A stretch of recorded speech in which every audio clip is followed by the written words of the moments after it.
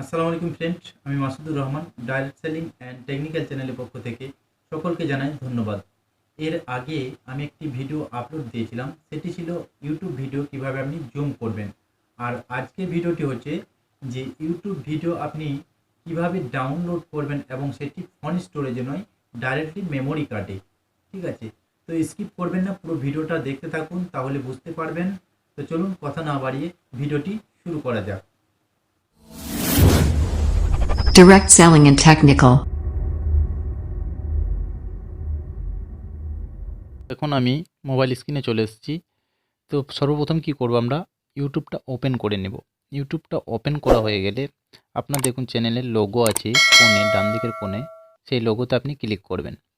Click করা হলেই একটু নিচের দিকে যাবেন, নিচে গিয়ে দেখবেন একটা অপশন পাবেন সেটিংসে, এই অপশনটা, তো এটাতে আপনি ক্লিক করবেন। এটাতে ক্লিক করা হয়ে গেলে এরপর আপনি আসবেন ডাউনলোডস বলে যে অপশনটা আছে, আপনাদের দেখিয়ে দিচ্ছি, দেখুন এই যে অপশনটা, এটাতে আপনি ক্লিক করবেন। এখানে ক্লিক করার পরে দেখুন আবার একটা আছে ডাউনলোড কোয়ালিটি, এটাতে ক্লিক করবেন। এটাতে ক্লিক করা হয়ে গেলে দেখুন এখানে 4টি অপশন থাকবে। এর মধ্যে প্রথম অপশন যেটি আছে আস্ক ইচ টাইম, এটাতে ক্লিক করবেন এবং এখান থেকে বেরিয়ে আসবেন। এরপর দেখুন নিচে আছে ইউজ এসডি কার্ড, এটা অফ করা থাকে, আপনি এটাকে অন করে নেবেন।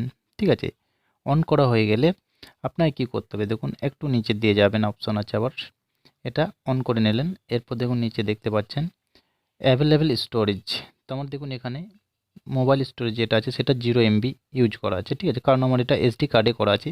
আর নিচের দিকে দেখুন একটা অপশন আছে এসডি কার্ড, এটা আছে 904 MB, কারণ ইউটিউবে যা আমি ডাউনলোড করি, যে সমস্ত ভিডিও হোক, অডিও হোক, যেগুলি ডাউনলোড করি সেগুলি সমস্ত কিছু আমার এসডি কার্ডেই ডাউনলোড হয়।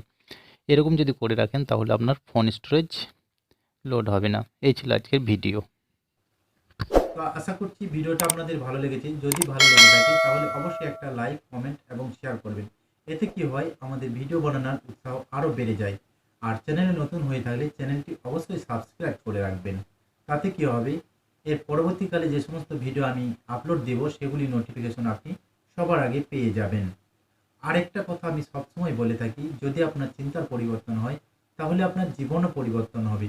সকলেই সুস্থ থাকুন, ভালো থাকুন এবং অপরকেও ভালো রাখুন আর অসহায়কে সাহায্য করুন।